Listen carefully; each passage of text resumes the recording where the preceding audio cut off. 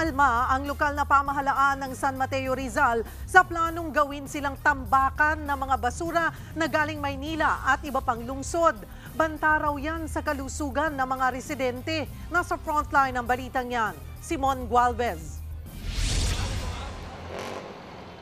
Kahit araw-araw na raw ang ginagawang declogging at paglilinis ng mga estero sa Maynila, sandamakmak pa rin ang basura. May mga namuong burak pa nga na mas nagpapabara sa daluyan ng tubig. Aabot sa 3 truck ng basura ang nahakot daw ng MMDA sa bahagi pala ng Padre Faura Street at Taft Avenue na madalas nalulubog sa baha kahit saglit lang ang ulan. Hindi ito magiging solusyon sa masasabi natin wala ng baha next week kung umulan o tomorrow. But it will ease, to cushion the level of water. Pinuna rin ng Manila LGU ang pag-aspalto ng DPWH sa bahagi ng mga drainage sa Padre Faura Street. Mas maiibsan daw sana ang mga pagbaha kung gumagana lahat ng pumping station at sapat ang mga flood control projects sa lungsod. Sa tala ng lokal na pamahalaan ng Maynila, aabot sa 2,000 toneladang basura ang nahahakot nila araw-araw. At ang bagong pagdadalhan niyan dito na sa bayan ng San Mateo sa Rizal, partikular sa New San Mateo Sanitary Landfill. Ang problema, pumalag ang San Mateo LGU sa direktibang ito ng MMDA. Nagulat daw sa San Mateo Rizal Mayor Omi Rivera rito na hindi man lang sila nakonsulta. Itinayo noon ng landfill sa kanilang bayan bilang alternatibong tambakan sakaling mahinto ang operasyon ng landfill sa Rodriguez. Hindi rin ito nakadisenyo para tanggapin ang malalaking volume ng basura mula sa Metro Manila.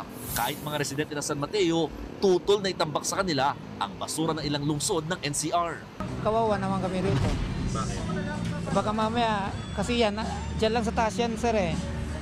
Pag gumuho yan, tapos may quarry pa sa baba niya. Sobrang disappointed. Kasi unang-una, makakaapekto siya sa ating kalusugan.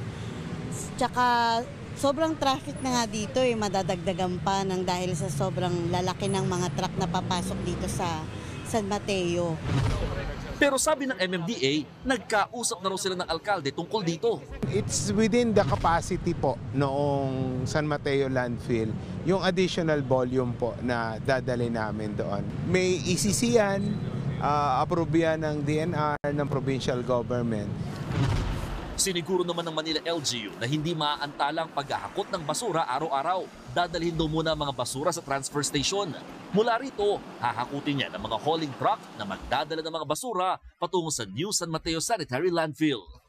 Nagbabalita mula sa Frontline, Mon Gualvez, News 5. Mga kapatid, Cheryl Cosing po. Maging maalam at may pakialam sa mga napapanahong issue at headlines. Mag-follow at mag-subscribe na sa social media pages ng News 5.